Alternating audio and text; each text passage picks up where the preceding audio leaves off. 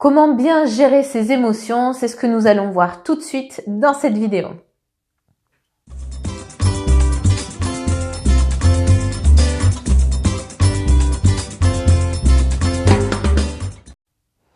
Bonjour, je suis Laetitia Gély, hypnothérapeute à Pertuis et aujourd'hui nous allons voir comment mieux gérer ses émotions. C'est une question qui revient souvent en cabinet justement. Très souvent on me dit j'ai beaucoup de mal à gérer mes émotions.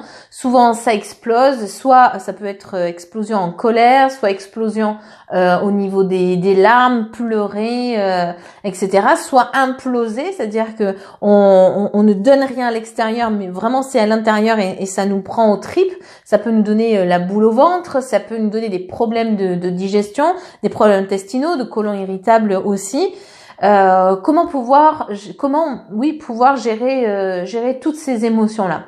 Alors, ce que j'ai envie de vous dire déjà dans un premier temps, c'est que pour pouvoir bien gérer ces émotions, il faut obligatoirement écouter d'abord ces émotions. Si vous ne voulez pas écouter vos émotions, vous ne pourrez pas les gérer. Gérer, qu'est-ce que ça veut dire? Ça ne veut pas dire faire taire. Ça ne veut pas dire ne plus écouter. Souvent, c'est la fausse interprétation qu'on peut avoir sur la gestion de ses émotions. Gérer ses émotions, ça veut pas dire je suis fort, je ne montre rien, je ne pleure jamais, je suis impassible devant toute situation. Moi, j'appelle pas ça gérer ses émotions.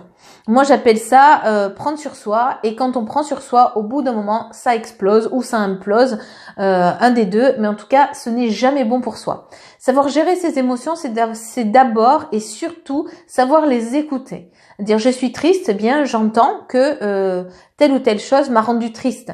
Je suis en colère, eh bien j'entends que telle ou telle chose m'a mis en colère. Si je n'accepte pas que de recevoir ces émotions-là, si je les annule, si je les anesthésie, je ne peux pas les gérer. Ça, entendez-le bien, c'est clair, net, précis, c'est impossible. Alors, vous allez me dire, si, moi je sais faire ça, je sais dès que j'ai une mauvaise nouvelle, je sais l'encaisser.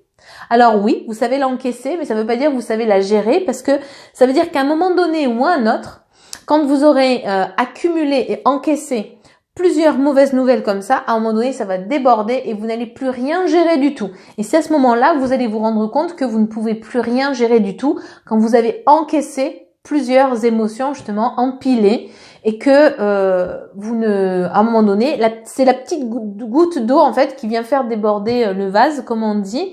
Et il y a certaines personnes qui me disent aussi, je comprends pas, ces derniers temps, je pleure pour rien. Alors, cette phrase, je l'adore parce que on ne pleure jamais pour rien. Voilà. Ou on se met pas en colère rapidement comme ça, je suis à fleur de peau, on se met pas en colère comme ça rapidement pour rien. C'est pas vrai. C'est que ce qu'on n'a pas regardé, c'est ce qui s'est passé en amont. C'est sûr que si on pleure parce que on nous fait une réflexion sur la mèche qui est un peu de travers aujourd'hui, ou un habit qu'on a et qui convient pas à telle ou telle personne qui nous fait une réflexion, et où on se met à pleurer soi-disant pour ça, c'est vrai que quand on regarde juste l'exemple, c'est comme si on regarde le dessus de l'iceberg en fait. Quand on regarde juste l'exemple sur lequel on vient de nous faire la réflexion, oui, on a l'impression que c'est minime et que du coup on pleure pour rien. Mais c'est pas vrai. C'est pas que pour ça que vous pleurez en fait. C'est parce que vous avez accumulé, encaissé, pour reprendre le terme de tout à l'heure, vous avez encaissé tellement de choses que maintenant ce petit truc, cette petite réflexion qu'on vient rajouter, ce n'est plus acceptable, ce n'est plus possible de prendre pour vous, et c'est là où vous allez pleurer et c'est là où vous ne pouvez plus justement gérer vos émotions. Donc encaisser, ce n'est pas pour moi en tout cas gérer ses émotions. Gérer, c'est écouter, se dire là, qu'est-ce que je ressens? Je ressens de la tristesse, je me sens touchée, j'ai été touchée par la réflexion de telle ou telle personne. Je me sens en colère, ce qu'il m'a dit provoque énormément de colère chez moi. Si on ne sait pas reconnaître, ça, très souvent, qu'est-ce qu'on va faire? On ressent un sentiment, on n'est pas bien avec. Qu'est-ce qu'on va faire?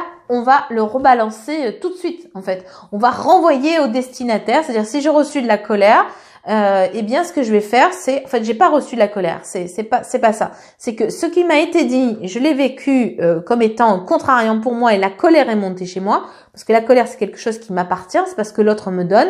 eh bien, ce que je vais avoir envie de faire, c'est de m'en débarrasser, évidemment. Et comment on s'en débarrasse? Eh bien, c'est en jetant cette colère sur l'autre et c'est en se mettant en colère avec l'autre. Et ça, c'est pas positif ni pour soi, ni pour l'autre, ni dans la relation qu'on peut entretenir avec les autres. Alors, comment gérer ça? Eh bien, c'est 1, écouter, je vous le dirai jamais assez, et 2, pouvoir verbaliser. Parce que pour pouvoir le sortir, au lieu de le jeter sur l'autre, c'est 1, écouter, je suis en colère, et 2, pour pouvoir le dire à l'autre. Si on écoute suffisamment ce qui se passe à l'intérieur de nous, qu'est-ce qui fait qu'on est en colère là, ici, maintenant? Eh bien, si on prend un exemple, dans telle ou telle situation, le fait que tu me dises ça ou que tu me fasses telle réflexion, moi je le vis mal, eh bien ça me met en colère ou ça me touche. Le fait de pouvoir verbaliser ça, ce que tu es en train de me dire est en train de me toucher ou me met en colère ou je n'apprécie pas, ça c'est facile. Ça, c'est beaucoup plus facile pour l'autre déjà à accueillir et c'est plus facile pour vous à sortir. Et ça vous permet de faire baisser la pression presque de manière instantanée en fait. C'est-à-dire que si vous écoutez, 1, vos émotions, 2, que vous les verbalisez comme elles se sont passées, votre pression déjà baisse de, je pense, 50%. 50%, pourquoi? Parce que vous avez reconnu vous-même, vous vous êtes auto-reconnu l'émotion dans laquelle vous êtes. Et quand vous vous auto-reconnaissez, vous auto-reconnaissez l'émotion dans laquelle vous êtes, bien, vous faites baisser la pression déjà chez vous. Votre corps, il n'a qu'une seule utilité, taper à votre porte pour vous dire « Hey, il se passe quelque chose, écoute ». Si vous écoutez, il n'a plus besoin de taper et déjà la pression peut baisser. Ensuite, ce qui va dépendre, c'est la réaction en face, effectivement. Si vous avez en face de vous quelqu'un qui vous dit « Ah, écoute, je suis désolée, ce n'était pas mon intention de te blesser », eh bien, du coup, ça fait baisser tout de suite toute la pression chez vous. Donc, c'est plutôt pas mal. Alors, vous allez me dire, oui, mais il faut toujours être autonome, tu nous apprends à être autonome, etc. Oui, c'est vrai. Mais dans ces 50 autres pourcents, ça ne nous appartient pas. Tout ce qui nous appartient à nous, c'est de pouvoir, 1, écouter ce qui se passe chez nous, l'identifier, 2, le verbaliser. Oui, chose très importante, quand vous verbalisez à l'autre, comme je vous l'ai dit il y a quelques minutes, la colère qui monte chez vous, c'est pas quelqu'un qui vous a donné la colère. Vous n'êtes pas récupéré un paquet de colère, ok? C'est pas l'autre qui vous a donné la colère. Non, la colère c'est quelque chose qui va monter chez vous. C'est une émotion qui part de chez vous. Effectivement, c'est que ce quelqu'un-là vous a donné quelque chose, c'est-à-dire que il vous a donné en fait un exemple, il vous a donné des mots et ces mots-là en fait ont fait monter la colère chez vous. Donc, lui, il n'est responsable que des mots, pas de la colère. Ça, c'est vraiment très, très important à différencier. C'est pour ça que je m'amuse avec cette bouteille d'eau, cette boîte de mouchoirs pour vous expliquer. C'est que il est responsable donc de cette bouteille, pas de cette boîte de mouchoirs. Cette boîte de mouchoirs, elle vous appartient et c'est à vous de la traiter. Et ces mots-là, ils sont à lui. Pourquoi je vous dis ça? Parce que ce qui est important dans ce que vous allez dire à l'autre, c'est de dire ces mots que tu me dis, donc cette bouteille, et ça c'est vrai, ça c'est juste, et l'autre va pouvoir l'entendre parce qu'il a vraiment dit ces mots, et ça c'est vraiment juste.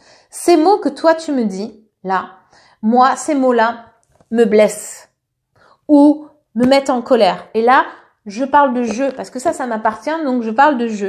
Ça me blesse à moi, ça me met en colère, ça me touche, je vis mal, etc. Je. Ça c'est toi qui dis, et ça m'appartient. Quand j'expose ça, l'autre, il est plus apte à comprendre ce que je suis en train de dire. Si je lui dis, ce que tu viens de dire, c'est, alors je sais même pas le dire, je suis maintenant mieux programmée, donc j'ai du mal à le dire à l'inverse. Si je dis, ce que tu dis, tu le dis pour me blesser. Voilà, tu dis ça pour me blesser, tu dis ça pour me faire du mal, ou tu dis ça pour me rendre triste. Là, vous êtes en train de lui donner ça. Et là, tout naturellement, qu'est-ce que va faire cette personne en face? Elle va vous dire, mais non, ça m'appartient pas. Moi, je t'ai pas dit ça. Je t'ai dit ça. Moi, j'ai pas fait ça, j'ai fait ça. Et là, quand la personne en face va vous dire, mais non, ça, c'est pas vrai, parce que vous lui dites, tiens, toi, ce que t'as fait, c'est ça, tu m'as mis en colère, tu me touches, tu me fais du mal, etc., avec le tu. Il va simplement vous dire non, ça tu le gardes, c'est à toi, ça m'appartient pas, moi j'ai jamais fait ça.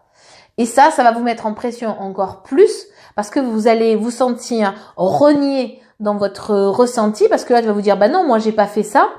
Et au travers de ça, il va vous dire non, c'est pas vrai.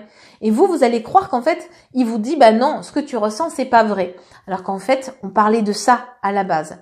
Voilà, ça c'est vraiment une question de perception et ça c'est très très important de vous y attarder dessus, de ne pas accuser l'autre de vos émotions, mais vous rappeler que vos émotions elles vous appartiennent à vous. Si vous n'aviez pas eu telle ou telle blessure à l'intérieur de vous, cette émotion n'aurait jamais été déclenchée avec les mêmes mots. Donc, ça vous appartient bien. Donc, première des choses, je vous le rappelle, c'est écouter les émotions que vous avez sur l'instant, les dire en disant ça m'appartient et ça c'est à toi, tu dis ça et moi je vis ça. Et 3, eh bien, en fonction de la réaction que vous avez en face de vous, eh bien, gardez le pouvoir sur vous et mettez-vous en action face à cette réponse. C'est-à-dire, si la personne en face de vous vous dit, comme je vous le disais tout à l'heure, eh bien, écoute, je suis désolée, c'était pas mon intention, je voulais pas faire ça, je voulais pas déclencher ça chez toi, ça fait baisser la pression et tout va bien. Maintenant, si vous dites, oh là là, mais moi je comprends pas que tu puisses réagir comme ça, t'es une chochotte, etc., machin, je sais pas quoi d'autre, mais qui n'est pas du tout dans la compréhension avec vous, alors à ce moment-là, il faudra revenir au point 1, écouter vos émotions. Si vous sentez que la colère continue à monter, si vous sentez que la tristesse continue à monter, il va falloir urgemment couper ce qui est en train de se passer. Alors, couper, qu'est-ce que ça veut dire? Ça veut dire, bien, si vous êtes en discussion avec quelqu'un, c'est, vous prenez et vous levez en disant, écoute, je suis désolée, mais moi là, je ne peux pas continuer à entendre ça, ça me met trop mal ou je suis trop en colère. On va partir sur quelque chose qui va pas être positif pour nous deux, donc je préfère partir maintenant. Ça peut-être dire, écoute, on arrête cette conversation-là, je vois qu'on ne peut pas s'entendre, on arrête et on passe à autre chose. Mais c'est en tout cas mettre une action. Mettre une action sur vous, pas sur l'autre. Je vous le rappelle, vous n'avez pas le pouvoir sur les autres, vous avez le pouvoir sur vous. Donc, mettre une action en disant sur vous, c'est-à-dire pas sur l'autre. Sur l'autre, ça pourrait être tais-toi, arrête de dire ça, tu racontes n'importe quoi, je veux que tu te taises ou ce genre de choses. Ça, si vous avez quelqu'un qui est buté en face de vous, la seule chose qu'il va vous dire, c'est non, tu ne me feras pas me taire, je dis ce que je veux, t'as qu'à te taire toi, etc. Et là, on fait que monter crescendo dans l'escalade des émotions, de l'ajout verbal, etc. et qui n'est pas du tout positif pour vous. Donc, comment gérer ces émotions? En reprenant le pouvoir sur soi, en écoutant bien ce qui se passe sur soi et en posant des actions sur soi. Toujours sur soi, vous l'avez entendu. Donc, je répète, écoutez vos propres émotions qui montent, 2, les verbaliser et bien différencier ce qui vous appartient et ce qui a été dit par l'autre. Et 3, poser des actions en fonction de l'autre, ce qu'il va vous dire en face. Rappelez-vous aussi que vous ne pleurez jamais pour rien, que vous ne vous mettez jamais hyper en colère pour rien. Il y a toujours une raison. Allez chercher ce qui se passe en dessous de l'iceberg. Ne restez pas figé sur le dessus de l'iceberg. Chose importante aussi, ne donnez pas la responsabilité de ce qui vous arrive aux autres. Ce qui vous arrive, c'est à vous. Allez le travailler. Vous serez plus à même de vous sortir de là. Voilà, si vous avez aimé cette vidéo, je vous invite à la partager, à la liker. Si c'est pas déjà fait, à vous abonner à ma chaîne YouTube, comme ça vous recevrez les vidéos dès qu'elles sortent. Vous serez averti des vidéos dès qu'elles sortent. Idem pour ma page Facebook, si c'est pas déjà fait, likez-la. Si vous avez des commentaires, bien n'hésitez pas à les laisser en dessous de cette vidéo. Et quant à moi, je vous dis à très bientôt et surtout, prenez soin de vous. À bientôt.